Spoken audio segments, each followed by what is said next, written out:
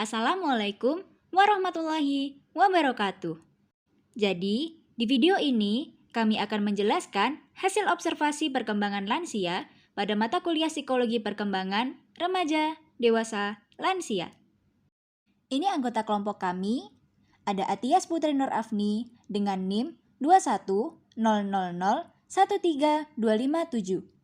Lalu ada Ginadia Ulhak Al-Aska dengan NIM 21000132558. Dan yang terakhir ada Nur Halisah dengan NIM 21000132664.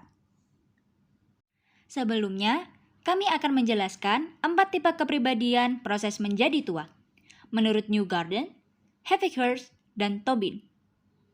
Yang pertama, tipe integrated. Dicirikan dengan individu yang fleksibel, terbuka, kognitifnya baik, dan kompeten egonya. Kepuasan hidup tinggi, dan telah mencapai tingkat 8 teori Erikson, yaitu integrity versus despair. Selanjutnya, tipe armored or defended. Dicirikan dengan individu yang berambisi untuk berprestasi, defense pada kecemasan, dan penuh kontrol terhadap kehidupan emosionalnya. Tipe yang ketiga, passive dependent. Dicirikan dengan individu yang pasif dan memiliki ketergantungan tinggi kepada orang lain, mengalihkan tanggung jawab pada orang lain, serta aktivitas dan kepuasannya rendah. Yang terakhir, tipe unintegrated. Dicirikan dengan individu yang telah menunjukkan pola disorganized, mengalami kerusakan pada fungsi psikis, terjadinya kemunduran kognitif, aktivitas dan kepuasan hidup rendah. Kami menanyakan beberapa aspek perkembangan saat wawancara, yaitu aspek kognitif atau intelektual, aspek emosi, aspek spiritual, aspek sosial, dan aspek fisik. Yang pertama, aspek kognitif. Kognitif adalah segala kegiatan seseorang yang berkaitan dengan proses belajar mengajar dalam memahami sebuah peristiwa, dan kemudian menjadi paham karenanya. Yang kedua, aspek emosi. Emosi adalah suatu reaksi tubuh menghadapi situasi tertentu. Sifat dan intensitas emosi biasanya terkait erat dengan aktivitas kognitif atau berpikir manusia sebagai hasil persepsi terhadap situasi. Selanjutnya adalah aspek spiritual. Spiritualitas atau kerohanian atau spiritual adalah hubungan makhluk dengan Tuhan yang Maha Esa atau yang Maha Kuasa dan Maha Pencipta. Selanjutnya, aspek sosial adalah sebuah proses interaksi yang dibangun oleh seseorang dengan orang lain. Yang terakhir ada aspek fisik. Aspek fisik adalah aspek penting dari perkembangan individu yang meliputi perubahan-perubahan dalam tubuh, seperti pertumbuhan otak, hormon, dan lain-lain, dan perubahan-perubahan dalam cara-cara individu dalam menggunakan tubuhnya, seperti perkembangan keterampilan motorik dan perkembangan seksual, disertai perubahan dalam kemampuan fisik, seperti penurunan fungsi jantung, penglihatan, dan sebagainya. Kami mewawancarai Ibu Suparmi yang berusia 67 tahun dan memiliki 3 anak yang sudah berkeluarga semua.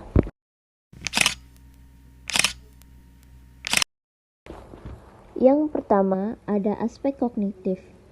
Aspek kognitif yang ada pada Ibu Suparmi ini adalah beliau mampu mengingat dan menceritakan kembali pengalaman berkesan saat beliau masih sekolah.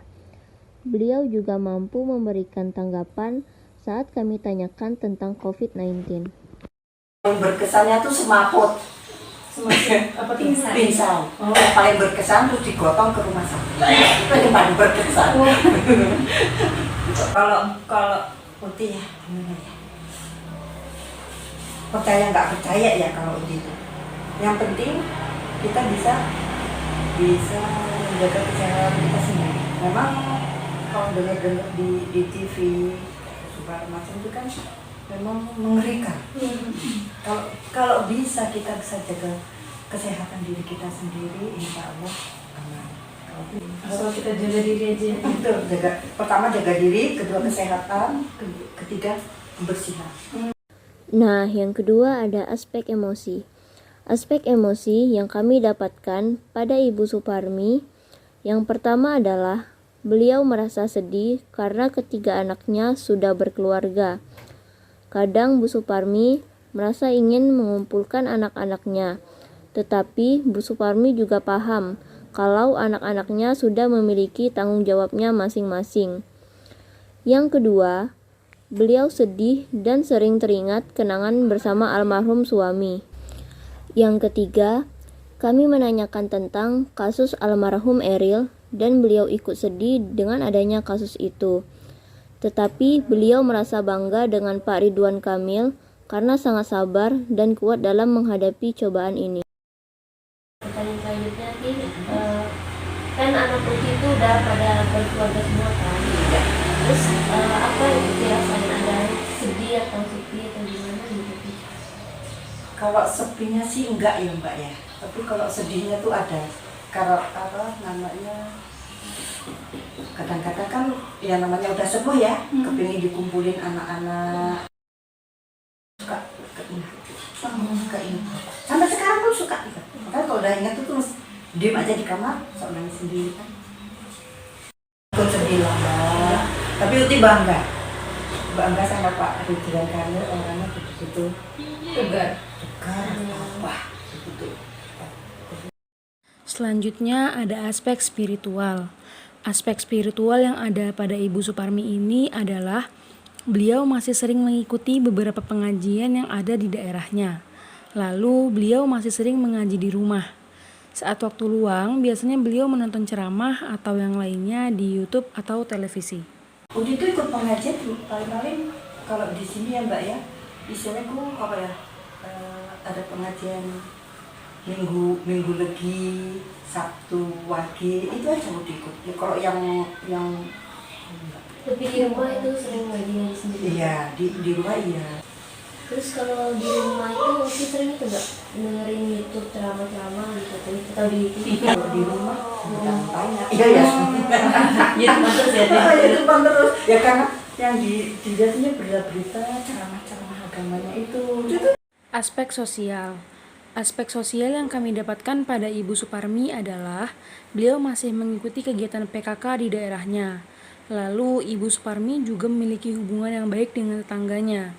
Tetapi Ibu Suparmi sudah jarang ketemu dengan temannya saat bekerja dulu. Arisan atau Iya. Ya sana mau PKK tok.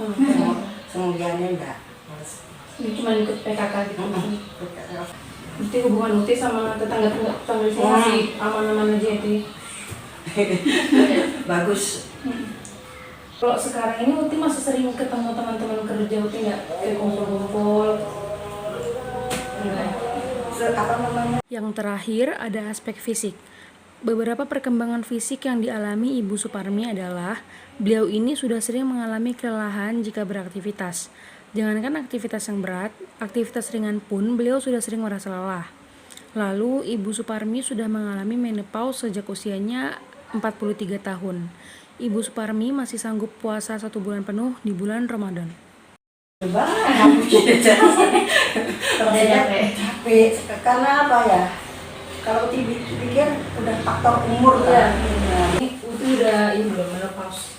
Uti 43 udah menopause. udah lama banget ya? Udah umur 43 menopause. Kalau puasa Ramadan Uti masih kuat. Insya Allah. Berdasarkan hasil wawancara kami, Ibu Suparmi masuk ke dalam tipe integrated karena memenuhi sifat-sifat yang ada di tipe ini. Terlihat dari beliau yang sangat terbuka dalam menceritakan tentang kehidupannya, beliau dengan mudah menceritakan pengalaman berkesannya. Lalu saat diminta pendapat atau tanggapan terhadap beberapa kasus, beliau dapat menanggapi dengan baik. Itu artinya kognitif beliau berfungsi dengan baik. Memiliki kepuasan hidup yang tinggi. Ini dibuktikan dengan beliau tidak merasa iri dengan orang lain, baik dari segi fisik dan lain-lain. Beliau menerima dan bersyukur dengan hidupnya sekarang. Mencapai tingkat 8 teori Erikson, yaitu tahap kematangan, beliau merasa hidupnya damai, tentram, dan santai menghadapi hidup yang sekarang ini. Sekian yang dapat kami sampaikan, kurang lebihnya mohon maaf. Jangan lupa like, comment, and subscribe. Assalamualaikum warahmatullahi wabarakatuh.